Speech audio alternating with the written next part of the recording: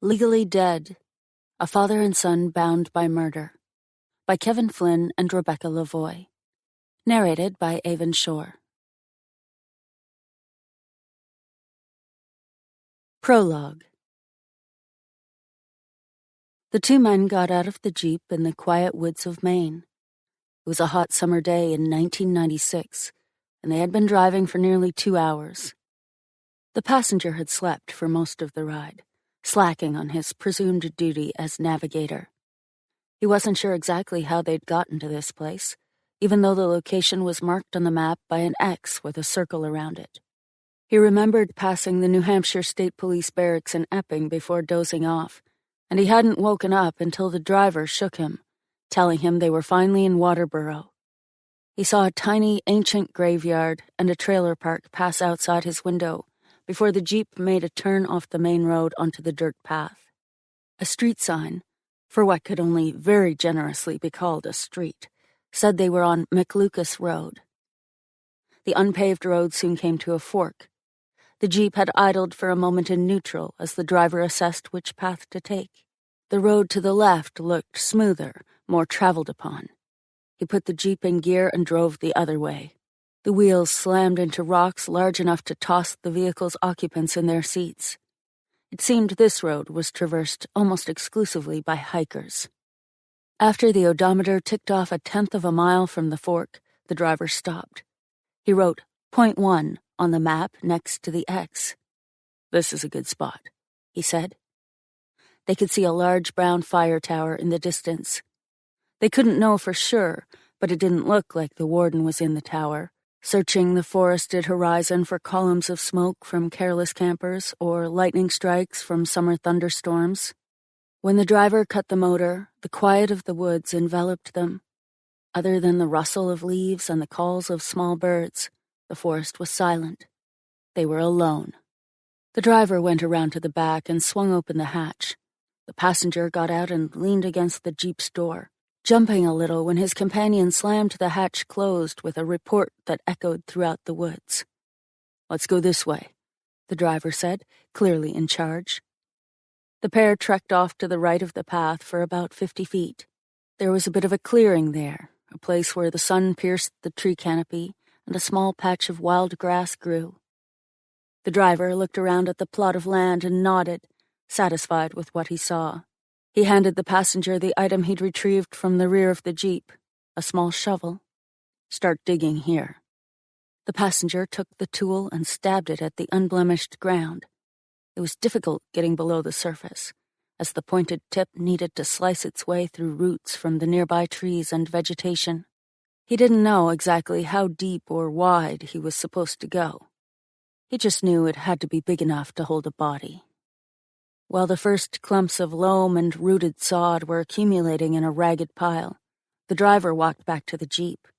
He started the engine and drove deeper into the woods, just far enough out of sight to find a place to turn around and point the vehicle's nose back down the rocky path. This location was not the pair's first choice for their undertaking.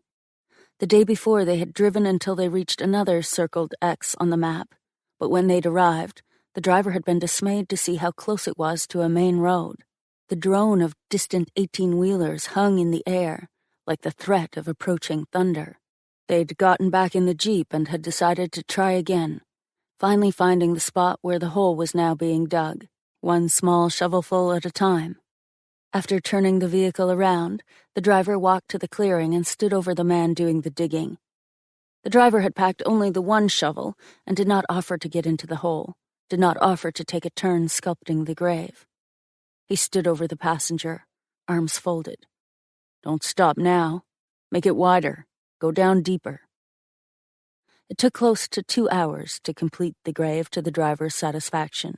It became harder for the passenger to shovel dirt up and out onto the growing piles of earth around the hole. Finally, feeling the size was about right, and taking advantage of his overseer's silence, the passenger put the shovel down. The driver examined the hole and tacitly gave his approval by reaching in to pull his partner out. The driver directed the passenger to collect some sticks and branches to cover the gaping hole.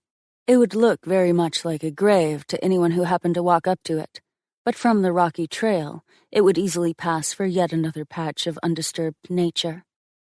The driver took the shovel and put it back in the jeep.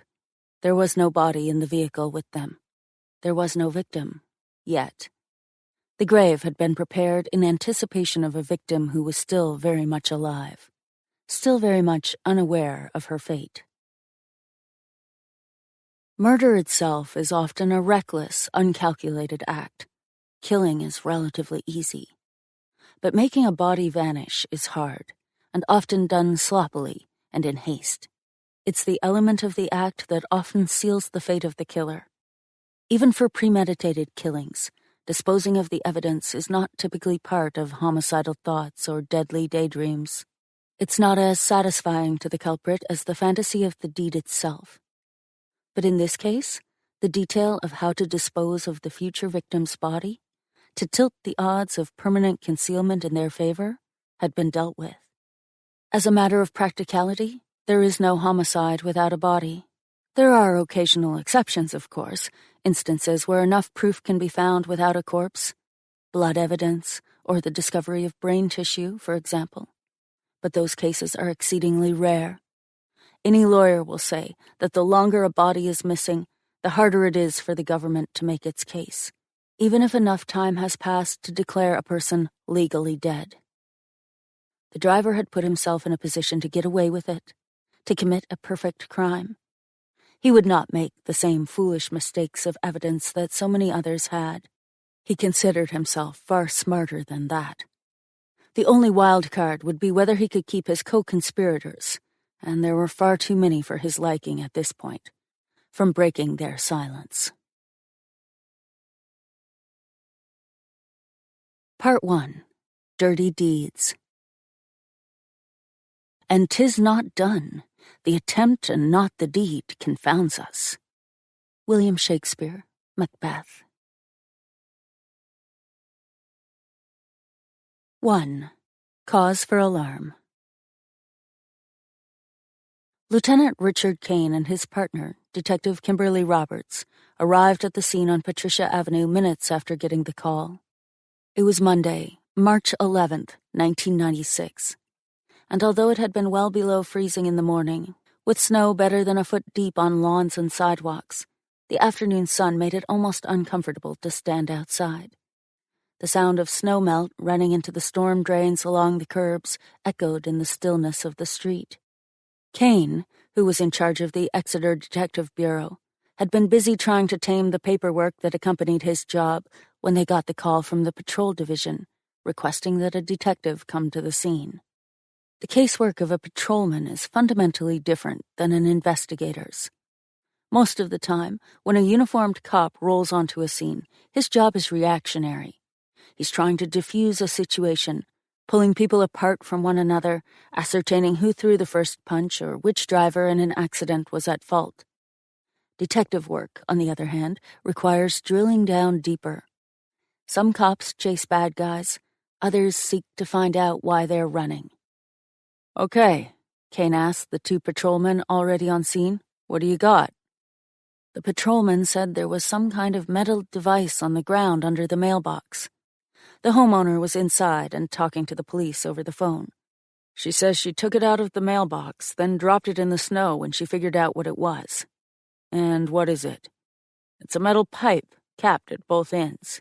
There's a red string coming out of a hole in the top that's secured with masking tape. It looks like a fuse." Kane checked for an ETA on the State Police bomb unit. The dispatcher said they were coming in from Manchester and should arrive in Exeter in about 30 minutes. 15 years on the job in this town, and not one of these things ever turns out to be dangerous, he thought. Probably some kid's idea of a joke. "What's the homeowner's name?" "Vicki Bader," the cop said. Kane got in his vehicle and, using the car phone, rang the number the patrolman had given him. "Hello?" a panicked voice squeaked. "Mrs. Bader, this is Lieutenant Richard Kane of the Exeter Police Department. Everything is going to be all right." The woman was breathing heavily.